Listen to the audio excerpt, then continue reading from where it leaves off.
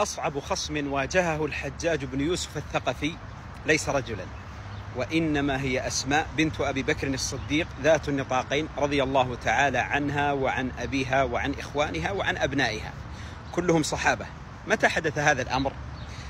بعد 62 عاما من وفاة النبي صلى الله عليه وسلم، وفي العام 73 للهجرة، لما دخل الحجاج بن يوسف الثقفي إلى مكة المكرمة وقام بهدمها على رؤوس ساكنيها بحثا عن رأس عبد الله بن الزبير الذي ظل حاكما لمكة المكرمة لمدة 9 سنوات.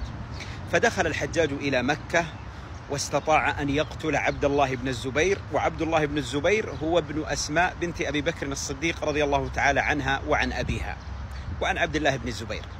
المهم، قدم الحجاج فقتل عبد الله بن الزبير، ثم أمر بصلبه من أجل أن يكون عبرة للناس، ومن أجل كذلك أن يسقط من أعين أهل مكة لأنهم كانوا يحبونه حبا شديدا.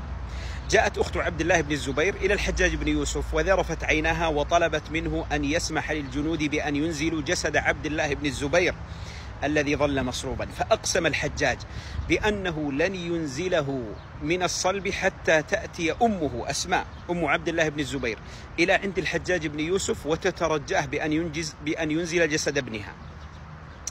فلما ذهبوا إلى أم عبد الله بن الزبير أسماء بنت أبي بكر رضي الله تعالى عنها، أقسمت بأنها لا تأتيه أبدا، فأرسل جنوده إليها فأبت، ثم أرسلهم مرة أخرى وقال لهم: قولوا لها إما أن تأتي إلي وإما أن أبعث إليها من يسحبها بقرونها إلي، يعني بشعرها أو بضفيرتها. فقالت لهم: قولوا له أقسم أني لا آتي إليه حتى يبعث إلي بمن يسحبني بقرونه، وظن بأنه سيخيفها. فلما وصل الخبر إليه استشاط غيظا وغضبا، فلبس حذاءه ثم ذهب إلى بيت أسماء بنت أبي بكر الصديق رضي الله عنها. لما وصل إليها نظر إليها وضحك ضحكة المستهزئ، ثم قال لها: كيف رأيتني فعلت بابنك عبد الله بن الزبير؟ فقالت له كلام المرأة الصامدة الصابرة، كلام امرأة أصلا ثبتت أمام أبي جهل. لما هاجر النبي صلى الله عليه وسلم أتى أبو جهل إلى بيت أبي بكر وسأل أسماء يوم أن كانت صغيرة، قال لها: أين أبوك؟ يعني أبو بكر ومحمد.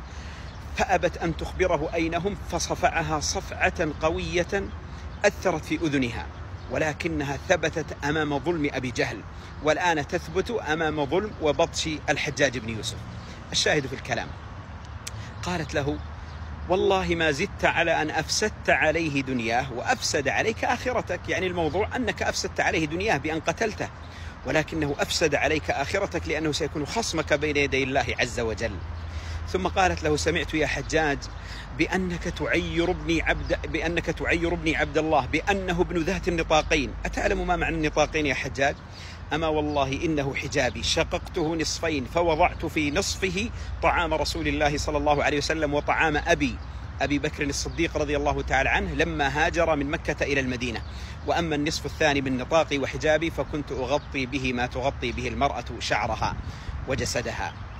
ثم بعد ذلك قالت: يا حجاج، أما إني سمعت رسول الله صلى الله عليه وسلم يخبرنا بأنه سيوجد أو سيولد من ثقيف رجلان، أما أحدهما فكذاب وقد رأيناه، وأما الآخر فمبير، والمبير هو الفاسد وكثير القتل وسفك الدماء، ولا أخاله إلا أنت يا حجاج. يقول الراوي لهذه القصة: فخرج الحجاج من عندها وهو يرتجف خوفا، ثم أمر بإنزال جثة عبد الله بن الزبير رضي الله تعالى عنه وعن أبيه وعن جده أبي بكر الصديق. ثبتت أسماء بنت أبي بكر الصديق أمام بطش وظلم الحجاج بن يوسف، وكان عمرها آنذاك 100 سنة، ولم تلبث إلا أياما لتموت بعدها وتلقى ولدها عبد الله وجدها أبا بكر الصديق وتلقى رسول الله صلى الله عليه وسلم، وتكون خصما للحجاج بن يوسف الثقفي بين يدي الله عز وجل.